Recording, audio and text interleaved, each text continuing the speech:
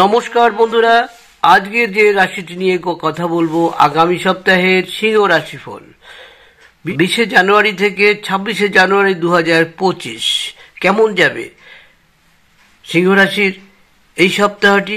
বিশেষ করে তার চাকরি জীবন কেমন হতে পারে, বিবাহ ক্ষেত্রে কিছু সমস্যা আছে কিনা, ব্যবসার ক্ষেত্রে কেমন হতে পারে, শিক্ষাক্ষেত্রে কেমন হতে পারে, আরো অনেক কিছু রয়েছে। এই সপ্তাহে যেটুকু দেওয়া যেতে পারে হতে পারে সেইটুকুই আপনাদের জানাবো। তবে বন্ধুরা, এটি খুব গুরুত্বপূর্ণ। প্রত্যেকটি রাশি কিন্তু আমি গুরুত্বপূর্ণভাবেই বলি। প্রচুর লোকে আপনারা আমাকে সমর্থনও করেছেন, ভালো লাগছে, আর তাদের জন্য আমি বলবো অনেক ধন্যবাদ। আপনারা মন দিয়ে দেখুন, আর আমার যেসব গুরুত্বপূর্ণ কথাগুলো বলে দেই, একটি ভিডিও দেখলে কারুর কাছে যেতে হবে না। কি নিতে হবে, কেমন ভাবে চলতে হবে, কি কি উপায় করলে আপনার সবচেয়ে ভালো হবে। আমরা যেসব উপায়গুলো মানুষকে দিয়ে উপকৃত হয়েছি, তারা হয়েছে, আমিও খুব সন্তুষ্ট হয়েছি, তাই আপনাদের সামনে সেই সব উপায়গুলো তুলে ধরব। আসুন, আমরা আর কথা বলবো না, আমরা জানতে চাই সিংহ রাশির আগামী সপ্তাহ কেমন যেতে পারে। গুরু মহারাজ আপনার চন্দ্র রাশির 10ম ঘরে অবস্থান করার কারণে চাকরিজীবীদের এই সপ্তাহে অর্থের সবচেয়ে বেশি প্রয়োজন হবে। তবে আগের দিনগুলিতে আপনার দ্বারা করা বাড়াবাড়ির কারণে তাদের কাছে পর্যাপ্ত অর্থ থাকবে না। বন্ধুরা, এই কারণেই কিন্তু আপনি যেসব সমস্যাগুলো আগেই করে ফেলেছিলেন সেগুলো থেকেই কিন্তু নানা রকম সমস্যার মুখে পড়ার সম্ভাবনা রয়েছে, বিশেষ করে অর্থের দিক দিয়ে। এই সপ্তাহে কিন্তু আপনার বিভিন্ন ক্ষেত্রে উত্থান এবং পতন দুটোই আপনি দেখতে পাবেন। আপনার মনের মধ্যে কিছুটা বিরক্ত ভাব নিয়ে আসবে এবং আপনার এই একগুঁয়ে মনোভাব বাড়ির লোকদের সাথে বিবাদের কারণ হতে পারে, যার কারণে আপনি না চাইলেও তাদের হৃদয়ে আঘাত করতে পারেন। বন্ধুরা, সবসময় বিবেচনা করে এগোবেন, দেখবেন আপনার এইসব মিটে যাবে। যেসব কথাগুলো বাড়ির সঙ্গে বলবেন আগে থেকে ভেবে নিন এবং হাসি মুখে চেষ্টা করুন সেটাকে মিটাবার জন্য। দেখবেন বন্ধুরা, এখানে সাবধান হতে হবে। যারা আপনার খুব ঘনিষ্ঠ তাদের সাথে কিন্তু আপনার একটা বিবাদ হওয়ার সম্ভাবনা রয়েছে। এক্ষেত্রে অতি সাবধানে কথা বলুন, যার কারণে তারা কিন্তু ক্ষতিগ্রস্ত হতে পারে। ছোট ব্যবসা করা লোকদের এই সপ্তাহে সরকারি খাত বা কোনো সরকারি কর্মচারীর কাছ থেকে কাঙ্ক্ষিত সহায়তা কিন্তু আপনি পাবেন না। বন্ধুরা, এই কারণেই কিছুটা ক্ষতি হওয়ার সম্ভাবনা রয়েছে, তবে ধৈর্য ধরুন। বন্ধুরা, ঘাবড়ে গেলে চলবে না। যাই হোক, তা সত্ত্বেও আপনাকে আপনার কঠোর পরিশ্রমকে সঠিক পথে রেখে আপনার প্রচেষ্টা চালিয়ে যেতে হবে। ঘাবড়ে গেলে চলবে না। যে সমস্ত ছাত্রছাত্রীরা এখন পর্যন্ত তাদের পরীক্ষা নিয়ে খুব উদাসীন ছিলেন, তাদের ক্ষেত্রে এই সপ্তাহটি কিন্তু অনেকটা আশাবাদী হতে পারেন। কারণ দেখা যাচ্ছে এই সপ্তাহে পরীক্ষার চাপের পাশাপাশি আপনার সেই সমস্ত পাঠ পড়ার চাপও থাকবে যা আপনি একদিন উপেক্ষা করেছিলেন এবং ভবিষ্যতের জন্য স্থগিত করেছিলেন। তবে অন্যান্য শিক্ষার্থীদের জন্য এই সময়টা স্বাভাবিক হতে চলেছে। বন্ধুরা, যারা সিংহ রাশির রয়েছেন তাদের আগাম সতর্কতার জন্য বলা হচ্ছে অতিরিক্ত খাওয়ার অভ্যাস পরিত্যাগ করুন, কারণ এই সময়ের মধ্যে আপনি আপনার এই বদ অভ্যাসের পরিবর্তন আনতে যথাযথ প্রচেষ্টা করতে দেখা যাবে, যার জন্য আপনাকে সুস্থ থাকতে নিয়মিত ব্যায়াম করতে হবে। ব্যায়াম করুন। কোনো অসুবিধা হলে বন্ধুরা অবশ্যই একটি ডাক্তার দেখাবেন, আর সকালে উঠে একটু ধ্যান করবেন 5 মিনিট করে।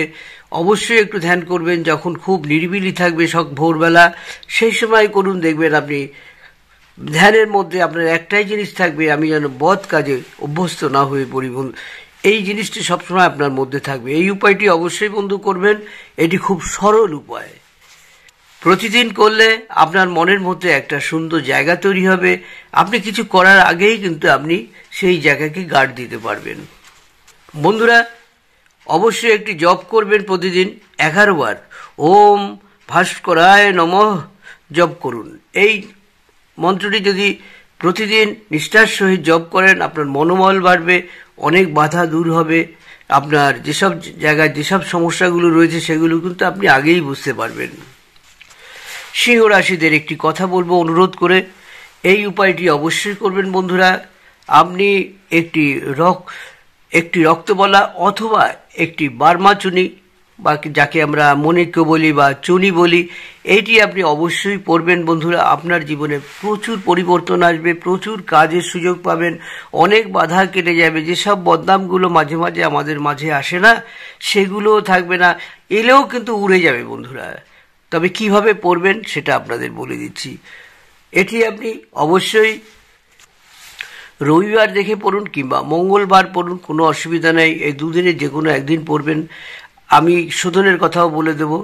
আরেকটি উপায় আপনাকে বলে দিচ্ছি, সেই উপায়টি হচ্ছে প্রতিদিন সকালে উঠবেন, উঠে কিন্তু আপনি সূর্য যখন একদম রক্তিম কালার হবে ঠিক সেই সময় আপনি ওং সূর্যায় নমঃ বলে 21 বার পাঠ করবেন প্রতিদিন। আর ওখানেই আপনি আপনার প্রার্থনা করবেন, আপনি কি বাধা পড়ছে, কি সমস্যায় আছেন, দেখবেন আপনার সুন্দর একটা জায়গা তৈরি হয়ে গেছে। আপনি বুঝে যাবেন যে কখন আপনি একটা সুন্দর জায়গায় পৌঁছে গেছেন।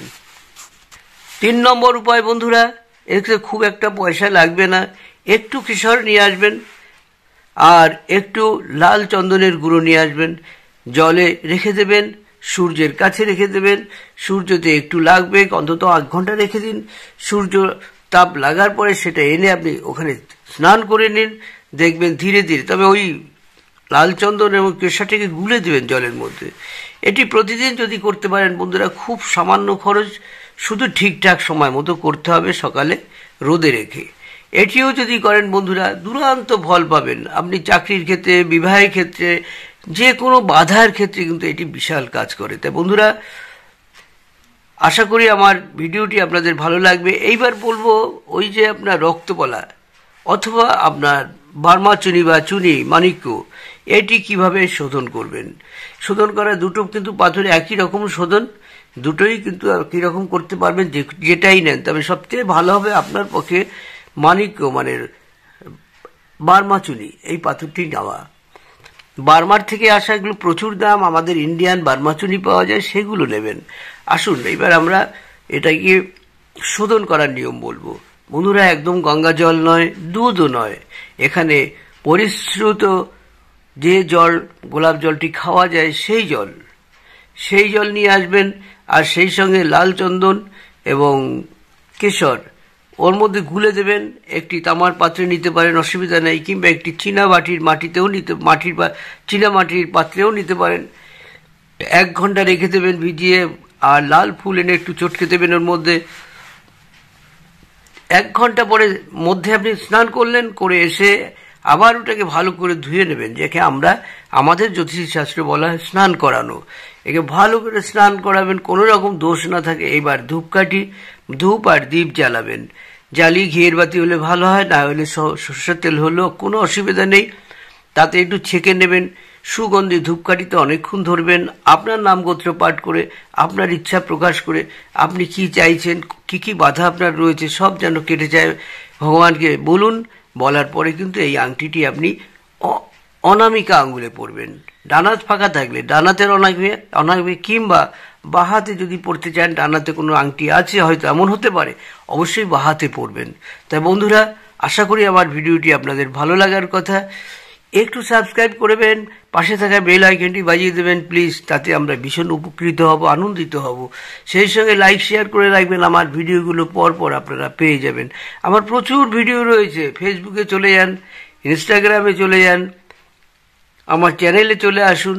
আপনার যে কোনো বাধা, যে কোনো সমস্যাগুলো আপনারা করে নিন। তাতে যদি ফোন করতে হয়, আমার ডেসক্রিপশন বক্সে ফোন নাম্বার দেওয়া থাকবে, সেখান থেকে নিয়ে ফোন করে রাত 10টার পরে ফোন করবেন। যদি ছোট ছোট কোনো সমস্যা থাকে বলবেন, আমি আপনাদের রাশিটা বলবেন, আমি আপনাদের সঙ্গে সঙ্গে বলে দেবো। তা বন্ধুরা, আজকের এখানে শেষ করি। নমস্কার।